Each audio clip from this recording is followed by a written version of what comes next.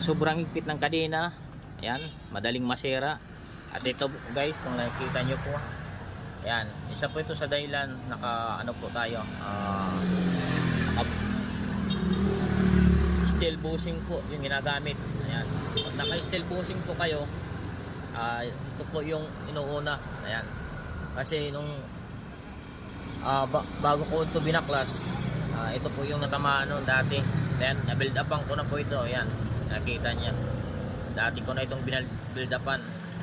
Tapos ngayon, ang sinira na naman sa kanya, bumigay na talaga yung stick bearing sa gawa ng katagalan at naka steel bushing po, swing arm steel bushing po. Tapos sa sobrang higpit ng kadena, yung po ang nangyayari dito sa main axle, sa output axle po ng TMX 155. Kaya po nasisira po yung mga bearing dito at doon sa loob, yung pinakamaliit na stick bearing doon, yun po ang karamihan. Yan po, base po sa experience ko sa TMX, dahil may TMX po ako, 20 years na po ang ginagamit ko. Yan po yung mga dahilan na nasisira dito sa TMX.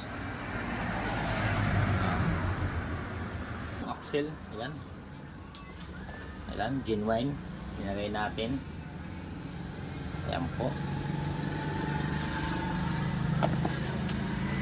At ito po yung luma niya. Ayan, may tama na. Bali, pinalitan natin ng bago.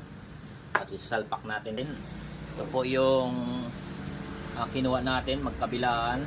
Kailangan baguhan na lang natin kasi nasira na. Ayan, bago na ito. Nilagay ko na.